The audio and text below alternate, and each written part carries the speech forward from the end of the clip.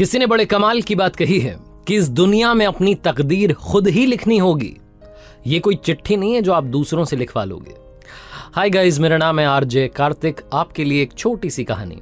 ये कहानी एक महिला की जिसके पति की यंग एज में डेथ हो गई थी और अब परिवार में बची थीं 2 बेटियां जिनको बड़े प्यार से पाला मां ने। बेटियां बड़ी हुई तो उनकी मर्जी से उनकी शादी करवा दी, कहीं कोई दिक्कत नहीं।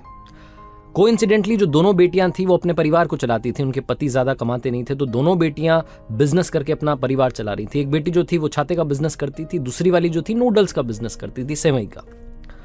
सब कुछ ठीक चल रहा था। ये जो मां थी ये दोनों ही बेटियों से बराबर प्यार करती थी। कभी उनके वहां चली जाती, कभी इनके यहां चली जाती। बेटियां भी मां से बहुत प्यार करती थी। एक दिन ये जो मां थी रोने लगी। उस दिन बहुत तेज धूप निकली हुई थी। इस मां को रोना आ रहा था। ये अपनी उस बेटी को याद करके रो रही थी जिसका छाते का बिजनेस था, कुछ दिनों से ठीक नहीं चल रहा था। ये ऊपर वाले को कोस रही थी कि आप बारिश क्यों नहीं करते, बारिश हो जाएगी तो लोग छाते खरीदना शुरू करेंगे। मेरी बेटी का जो बिजनेस है वो धंधा जो है वो मंदा पड़ गया है, धीमा पड़ गया है। मेरी बेटी के पास में ज्यादा पैसे नहीं आ रहे, उसका परिवार कैसे चलेगा।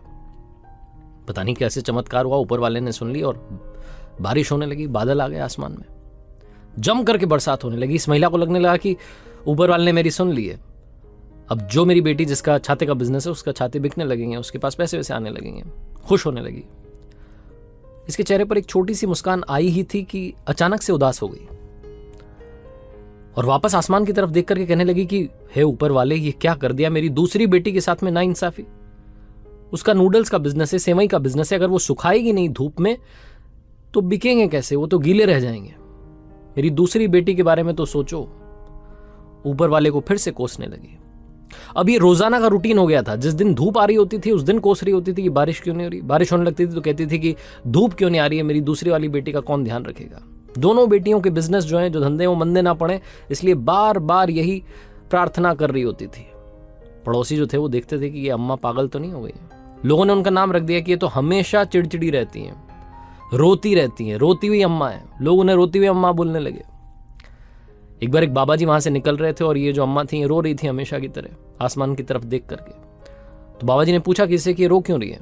तो लोगों ने कहा, अरे आप उनके चक्कर में मत पड़िए, वो हमेशा रोती रहती हैं, आप तो अपने रास्ते जाइए। फिर भी बाबा जी दयालु होते हैं, उनको लगा कि एक बार जाकर के सुनता हूँ बात क्या है। तो जैसे ही अम्मा के पास पहुंचे बताने लगी कि मेरी बेटी है जिसका छाते का बिजनेस है, वो धंधा मंदा पड़ गया था तो मैंने ऊपर वाले से प्रार्थना की, बारिश होने लगी।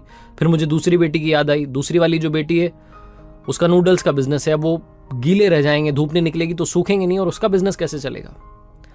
बाबा जी ने जो कहा वो ध्यान से सुनिएगा। उन्होंने कहा कि बहुत सिंपल सोल्यूशन है। जिस दिन आसमान में बादल हों, बरसात होने लगे, उस दिन आप उस बेटी के बारे में सोचिए जिसके छाते का बिजनेस है और ये सोच करके खुश होइए कि उसके पास में तो पैसा आ रहा है। उस दिन अपनी दूसरी बेटी के बारे में मत सोचिए।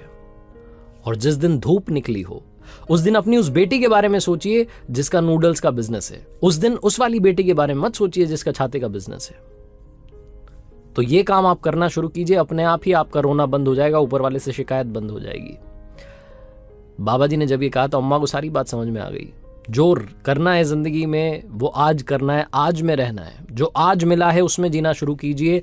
कल की चिंता करके परेशान होना बंद कर दीजिए। छोटी सी कहानी बस ये सिखाती है। कभी आपकी जिंदगी में खुशियां आई हैं तो कभी गम भी आएंगे, लेकिन उनके लिए तैयार रहिए, उनका सामना करने के लिए हिम्मत के साथ। एक बार फिर से कहूंगा, ऊपर वाले के आशीर्वाद के साथ, अपनी फैमिली के प्यार के साथ और अपनी सच्ची मेहनत के साथ कर दिखाओ कुछ ऐसा कि दुनिया करना चाहे आपके जैसा। याद रखिए, हर सोमवार सुबह 9:30 बजे मेरे साथ देखिए मेरे सोशल मीडिया हैंडल्स पर एक नई कहानी।